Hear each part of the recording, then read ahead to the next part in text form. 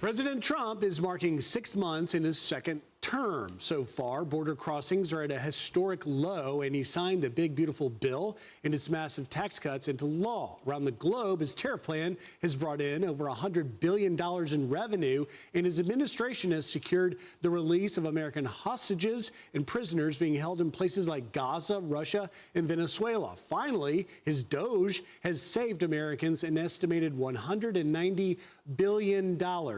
Here to discuss it, Fox News contributor Mary Catherine Ham.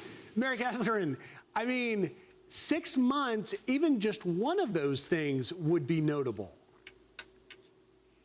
Yeah, I would also add the bombing of the Fordow facility in Iran. I mean, these are incredible things happening. The One Big Beautiful Bill was passed by Congress with a small margin before a deadline.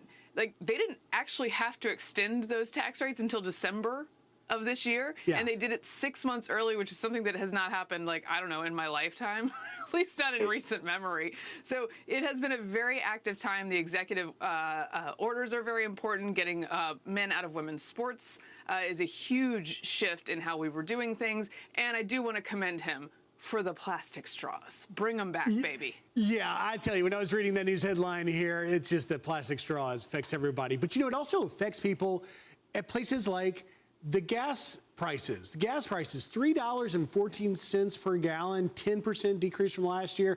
Retail sales increasing a little bit. Inflation still under 3%. International financial agreements, $2 trillion investment. President Trump talks about it all the time. And of course, the tariffs, $100 billion in duty collections. So say what you will about those tariffs, it's bringing in revenue. These are things that affect Americans' everyday lives.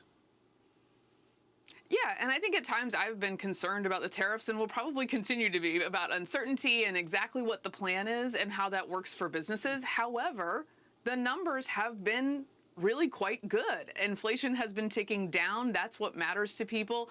If they don't continue to see improvement, obviously that will matter in the coming year. But I do think that this has been a pretty good 6 months and a phenomenal 6 months when you talk about actual accomplishments he's putting on paper.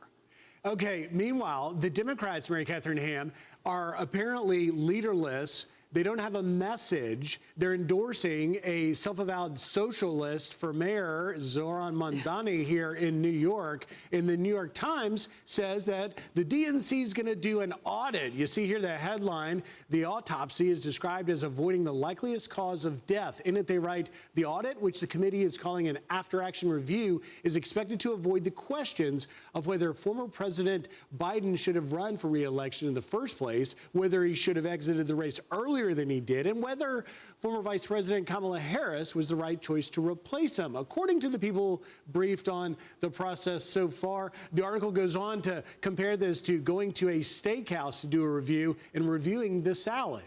What do you make of this? Yeah, Democrats never miss an opportunity to miss the point, and I don't think they're tackling this very well. They're sort of brushing aside the idea that the brand is in a gutter for a reason. They ran an incompetent and incapacitated executive, didn't do a primary because they didn't realize that was going to be a problem until too late, because they lied to everyone about it, even though we could all see what was going on with our own eyes. They replaced him with his vice president, who they had already picked knowing she wasn't very popular or capable. She goes out there, and now they're like, you know what was the problem? The PAC.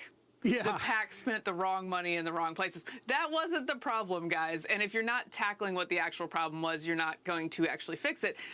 The other issue is that they felt out of touch, right? They felt out of touch maybe because they had a PAC that spent $560 million in just a couple of weeks.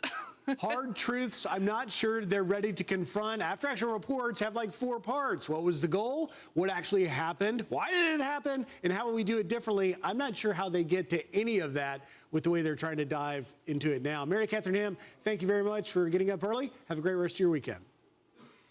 Have a good one.